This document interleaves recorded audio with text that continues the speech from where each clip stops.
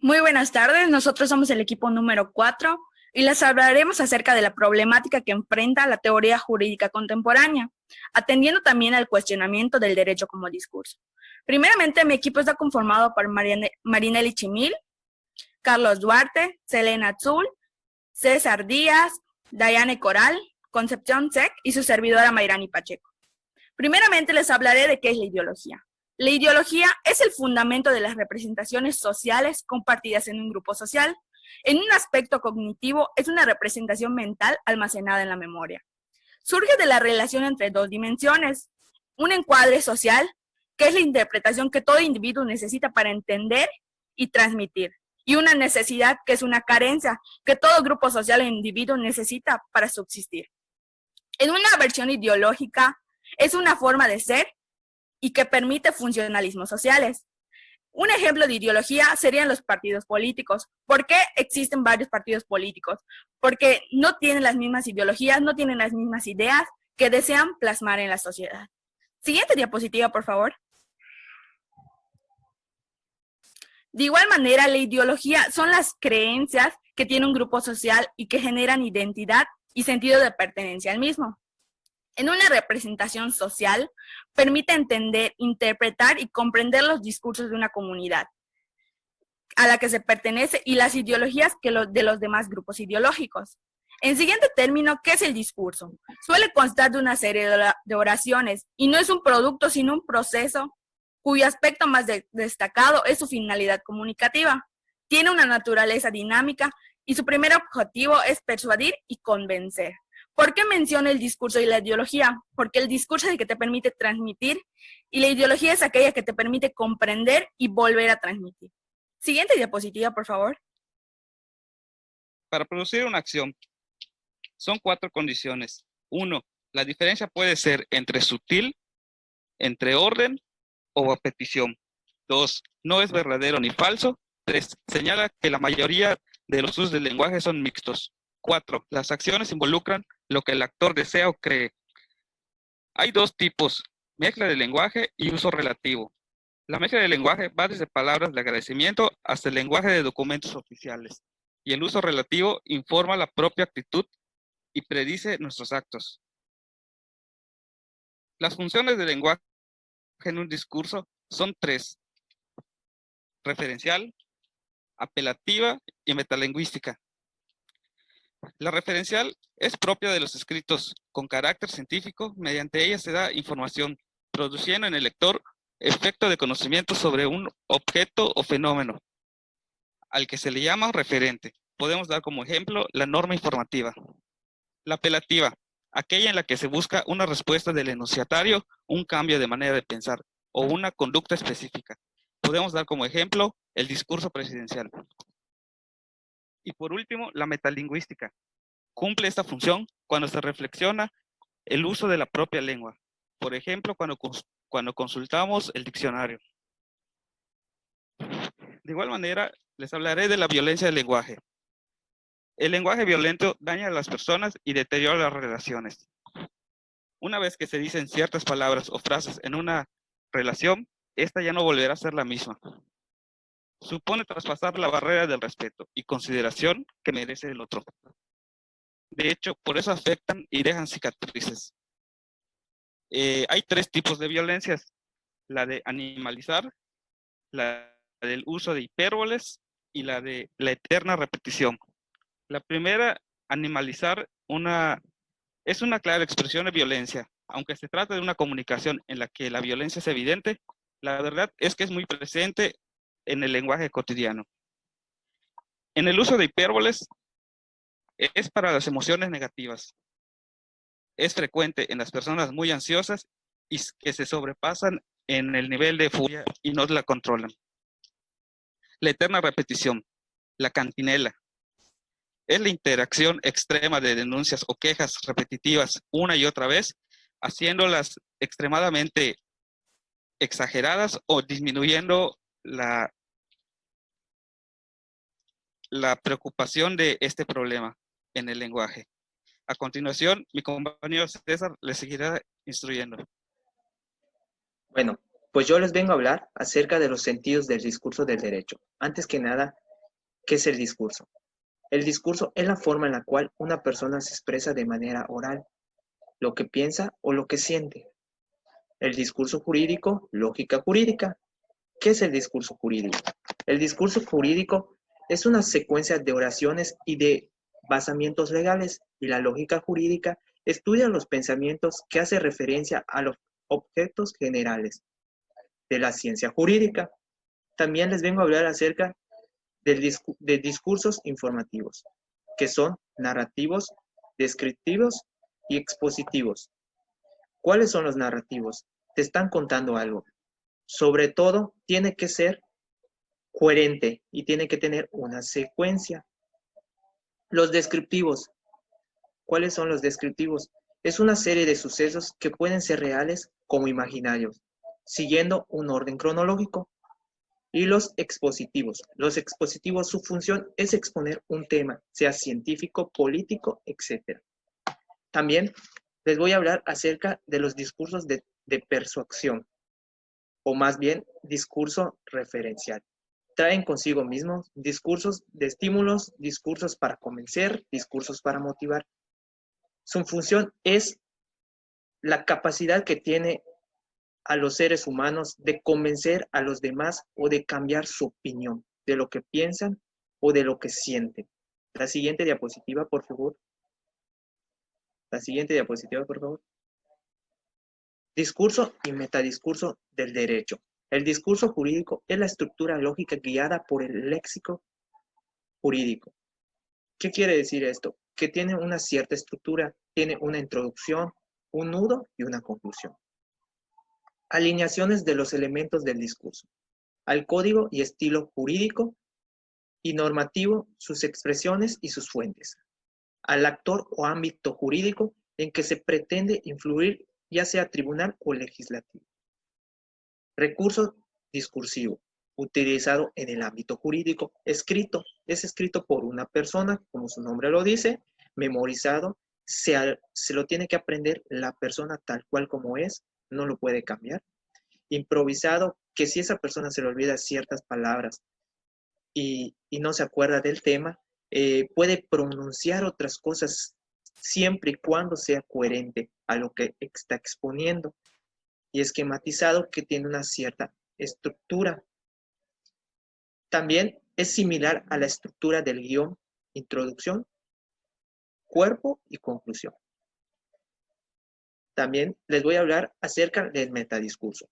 El metadiscurso es un término muy utilizado en el análisis del discurso y es un enfoque relativamente nuevo, que se refiere a la forma en que los escritores o hablantes se proyectan en sus textos para interactuar con sus receptores.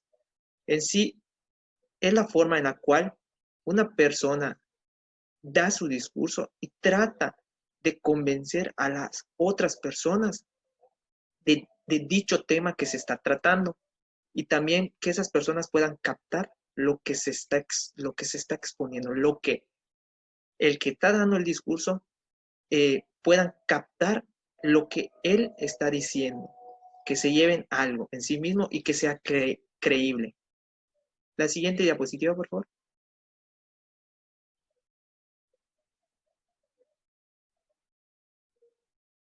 Teoría de las normas jurídicas.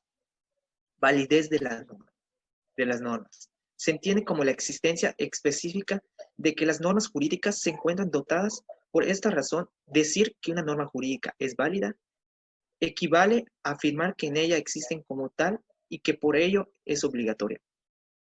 La norma jurídica tiene que ser obligatoria, se tiene que cumplir, porque si no se cumple, nosotros estaremos acreedores a una sanción. Sujetos normativos deben obedecerla. Como lo dije, se debe de obedecer la norma, porque si no obedecemos dicha norma que se nos está dando, nosotros podemos adquirir una sanción.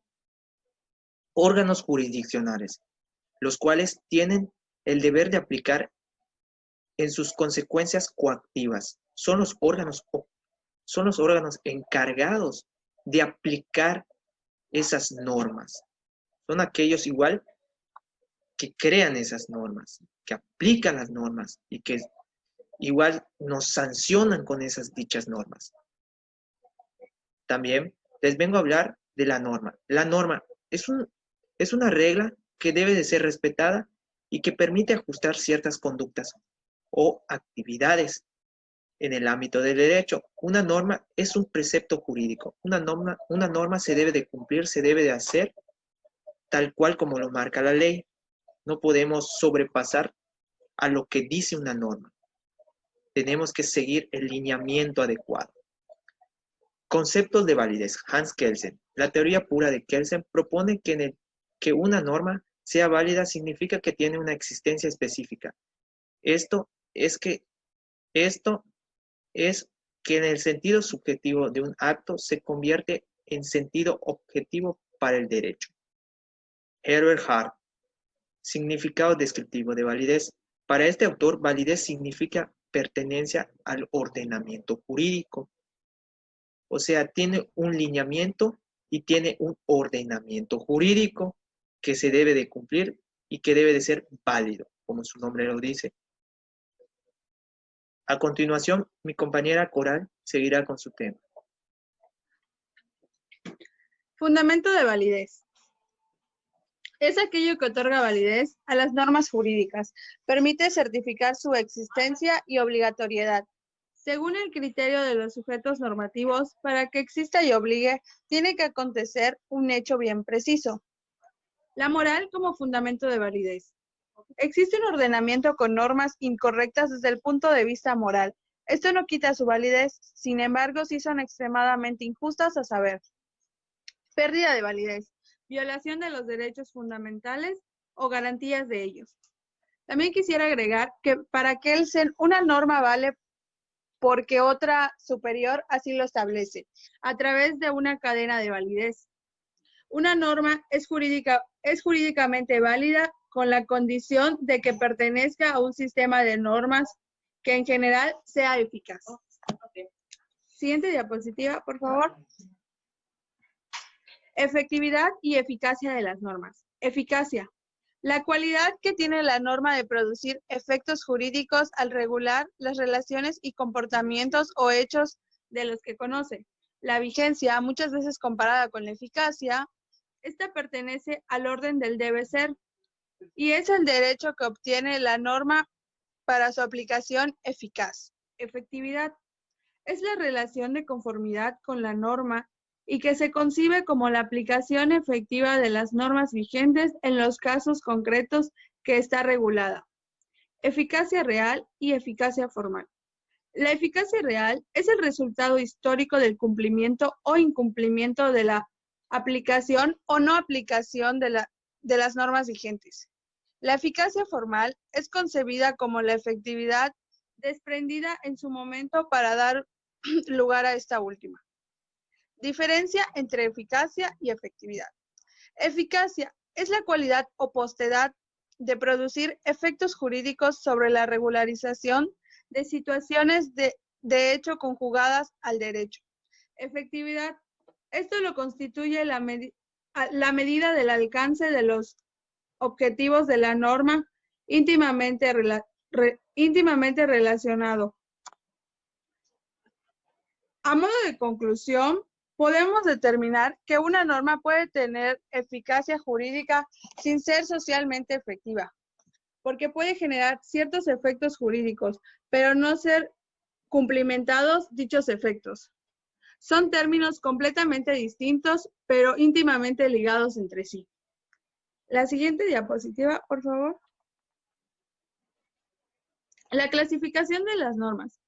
Se clasifican en 6 partes: de carácter privado o público, normas de derecho común o normas de derecho especial, normas imperativas o las normas dispositivas, según el tiempo de duración o normas permanentes, normas de derecho general o común y normas de derecho particular o local, y según el ámbito de su aplicación.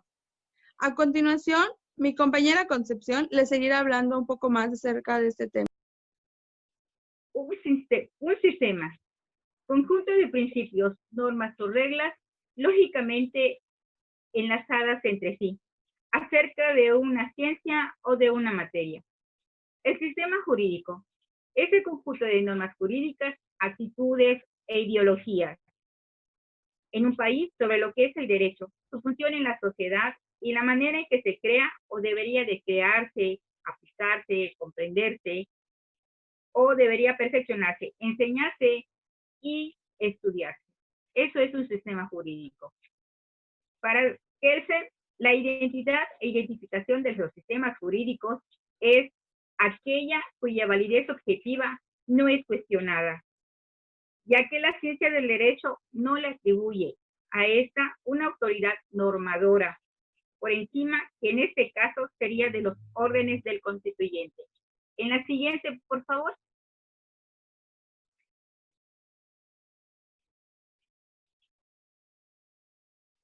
Para Hart, la regla secundaria de reconocimiento especifica que sus condiciones deben cumplir una norma para tener validez jurídica.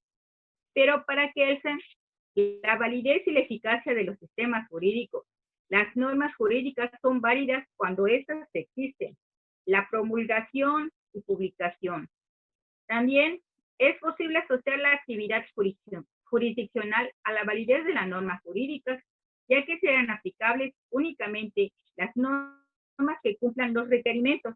A partir de los análisis de las teorías de Kelsen, es posible asociar la actividad jurisdiccional a la validez de las normas jurídicas, ya que serán aplicables únicamente las que cumplan los requerimientos. En este caso hablamos de los ámbitos espacial, temporal y personal. A su vez, se hace mención de que la validez significa que la ley debe ser obedecida y aplicada. Estas condiciones son necesarias porque otorgan la validez a las normas jurídicas. Es un primer término, anticipa la posibilidad de una conducta contraria a la norma. Cedo la voz a mi compañera Selena. Yo voy a explicar la eficacia. Quiere decir que la ley es en verdad obedecida y aplicada. Antes de adentrarnos más al tema, quiero mencionar que Kelsen describe condiciones necesarias que otorgan la validez a las normas jurídicas. En un primer término, anticipa que la posibilidad de una conducta contraria a la norma y señala como condiciones la efectividad y la eficacia. De esa manera describe que la validez significa que la ley debe ser obedecida y aplicada, y que la eficacia quiere decir que la ley es en verdad obedecida y aplicada, como bien dice nuestro tema. Para que la norma jurídica sea válida, tiene que cumplir requisitos. Los requisitos son 4. Mediante un cumplimiento formal por un órgano competente, ese sería el primer término. Un ejemplo de un órgano sería un congreso. El segundo término, no haber sido derogada por una norma de posterior creación. Kelsen igual describe sobre eso, así como limitar el dominio de validez de otra, también puede eliminar completamente la validez de otra. Igual dice que también esas normas derogatorias son normas no independientes que solo no pueden ser entendidas conjuntamente con otras que estatuyen actos coactivos. El tercer término, no contradecir normas de jerarquía superior. Un ejemplo sería contratos internacionales y la Constitución. Por último, tenemos el cuarto punto, que es la eficacia de la norma, es el grado de la aceptación y cumplimiento por parte de la sociedad. De esa manera, la eficacia se presenta como una condición para que exista la validez de la norma, ya que si no existe la eficacia, no puede existir como sistema jurídico. Atendiendo a lo anterior, podemos considerar que la eficacia es como una condición necesaria para la existencia de la norma. Présteme diapositiva, por favor. Igual voy a explicar sobre la eficacia de los sistemas jurídicos, la eficacia normativa o conformidad de los sujetos a las normas del sistema jurídico. Una norma es eficaz en sentido normativo en el caso del acatamiento. Los individuos producen las acciones deonticamente calificadas como obligatorias por las normas del sistema jurídico. Hegemonía política.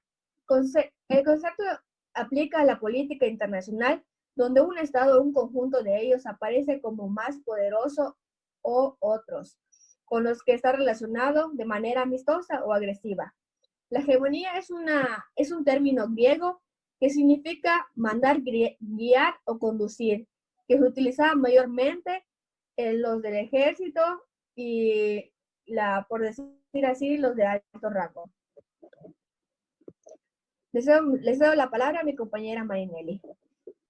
Yo les voy a hablar sobre el último tema, que es la pluralidad de sistemas jurídicos. Primeramente, a pesar del persistente empeño que ha tenido el Estado por concentrar las funciones legislativas para que éste pudiese tener de alguna manera su autoridad mucho más extendida, existen órganos y entidades diferentes a este. Y también se crean algunas organizaciones que crean ordenamientos jurídicos día con día. Esto se puede presentar en una revolución, una guerra civil o en movimientos sociales, dependiendo de cuál sea. Un ejemplo de región autónoma reconocida en algunos países puede ser el grupo social, ya que este cuenta con su propio sistema jurídico legislativo, o también puede ser como pasa en la normatividad que nace en los convenios internacionales. Atendiendo el problema de validez de un sistema de normas, podemos decir que este problema comienza cuando entran en competencia dos sistemas de normas. Estos son eficazmente incompatibles, o sea que estos no van a poder emparejar, o poder coincidir de alguna manera, ya que estos, como bien dije, son incompatibles. Seguidamente, desde el punto de vista de Hans Kelsen, podemos decir que los problemas de la derogación de las normas es lo siguiente: así como una norma jurídica puede limitar el dominio de validez de otra, también puede eliminar completamente la validez de otra. Podemos captar con esto de que una norma puede limitar el dominio de otra y una norma también puede eliminar completamente la validez de otra. Una limita y la otra elimina completamente. Seguidamente, con el conflicto de normas podemos definir que es por medio del concepto de observancia o cumplimiento. A través de esta exposición logramos atender 3 puntos importantes, atendiendo siempre a la problemática que cuenta la teoría jurídica contemporánea, atendiendo también el cuestionamiento del derecho como discurso. En el derecho como discurso, podemos relacionar los conceptos de la ideología y de derecho en el marco de la sociedad mexicana. Comparte a la teoría de las normas jurídicas, podemos plantear las características particulares de la norma jurídica a partir del análisis de su marco teórico de referencia. Y por último está el de las teorías de los sistemas jurídicos. En este se puede justificar la relación que existe entre la eficacia de los sistemas jurídicos y la hegemonía política. Por nuestra parte sería todo. Gracias por vernos. Hasta pronto.